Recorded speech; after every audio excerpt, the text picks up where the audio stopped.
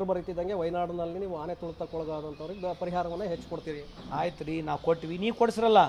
ನೀವು 50 ಲಕ್ಷ ಕೊಡಿಸ್ರಿ, ಎಲ್ಲ B J P ಲೀಡರ್ಗಳು ಬರೇ ಕೇಳ್ರಿ. ಅದ್ರ ಜೊತೆಗೆ ಕೋವಿಡ್ನಲ್ಲಿ ಯಾರು ಜನ ಸತ್ತಿದ್ದಾರೆ ಇಡೀ ದೇಶದಲ್ಲಿ, ಎಲ್ಲರಿಗೂ ಒಂದೊಂದು ಕೋಟಿ ರೂಪಾಯಿ ಕೊಡ್ರಿ. ಯಾಕೆ ಕೊಡಬಾರ್ದು? ಕೋವಿಡ್ನ ಸಹಾಯಕ್ಕೆ ಅದು ಹಾರ್ಟ್ ಅಟ್ಯಾಕ್ಗಳು ಆಗಿ ಸಾಯ್ತಾ ಇದ್ದಾರೆ. ಅದು ಇರ್ತಕ್ಕಂಥದ್ದು ಕೋವಿಶೀಲ್ಡು ವ್ಯಾಕ್ಸಿನ್ ಕೊಟ್ಟಿರ್ತಕ್ಕಂಥದ್ದು ಸರಿಯಲ್ಲ ಅಂತೇಳಿ ಇವರು WHO ಹೇಳ್ತದೆ. ಇವರು ಅವಸರದಲ್ಲಿ ಎಲ್ಲರಿಗೆ ಪಡಿಸಿದ್ರು. ಈಗ ಎಷ್ಟು ಜನ ತೀರೋಗಿದ್ದಾರೆ, ಆಕ್ಸಿಜನ್ ಇಲ್ಲ ಅಂತ ತೀರೋಗಿದ್ದಾರೆ. ಮೋದಿ ಅವ್ರ ದೇಶದಲ್ಲಿ ಭಾಳ ಜನ ತೀರೋಗಿರ್ತಕ್ಕಂಥದ್ದು ಆಕ್ಸಿಜನ್ ಇಲ್ಲ ಅಂಥೇಳಿ. ಆ ಟೈಮಿಗೆ ನಾವು ಆಕ್ಸಿಜನ್ನು ಮಿಡ್ಲ್ ಈಸ್ಟಿಗೆ ಎಕ್ಸ್ಪೋರ್ಟ್ ಮಾಡಿದ್ದೀವಿ. ಜನವರಿ, ಫೆಬ್ರವರಿ, ಮಾರ್ಚ್, ಏಪ್ರಿಲ್ ಬೇಕಾದ್ರೆ ಡಾಟಲ್ ತೆಗೆದು ನೋಡ್ರಿ, 5,000 ಟನ್ ಹೆಚ್ಚು ನಾವು ಆಕ್ಸಿಜನ್ ಎಕ್ಸ್ಪೋರ್ಟ್ ಮಾಡಿದ್ದೀವಿ. ಮೊದಲನೇ ಬಾರಿ ಸರಿ ಆಯಿತು, 2ನೇ ಬಾರಿ ಬರೋದ್ರೊಳಗೆ ಏನು ಪ್ರಿಪರೇಷನ್ ಇತ್ತು, ಏನಾಯಿತು? ಈ ದೇಶದಲ್ಲಿ ಆಗು ಹೋಗುಗಳಿಗೆ ಏನು ಕೇಂದ್ರ ಸರ್ಕಾರ ಏನು ಸಂಬಂಧನೇ ಇಲ್ಲ.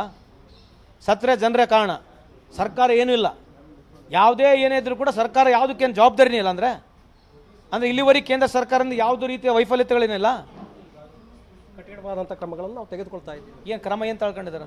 ಕಠಿಣ ಕ್ರಮ ಅಂದರೆ ಏನು? ಅದೇ ಭಾಷಣ. ಕಠಿಣ ಕ್ರಮ ಅಂದರೆ ಭಾಷಣ ಹೇಳೋದು. ಮುಸಲ್ಮಾನ ವಿರುದ್ಧ ಮಾತಾಡಿಬಿಟ್ರೆ ಕಠಿಣ ಕ್ರಮ ಇವ್ರದ್ದು.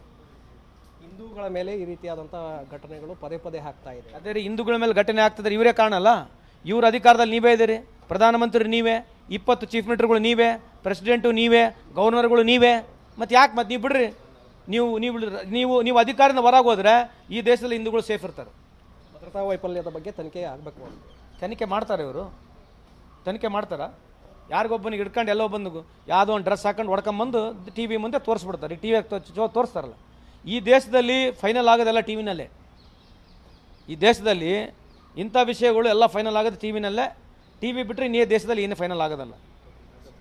ಇದಿಷ್ಟು ಸಂತೋಷ್ ಲಾಡ್ ಅವರ ಅಭಿಪ್ರಾಯ. ಕ್ಯಾಮ್ರಾ ಪರ್ಸನ್ ಚಂದ್ರು ಜೊತೆ ಶಿವಕುಮಾರ್ ಜೋಹಳ್ಳಿ, TV5 ಬೆಂಗಳೂರು.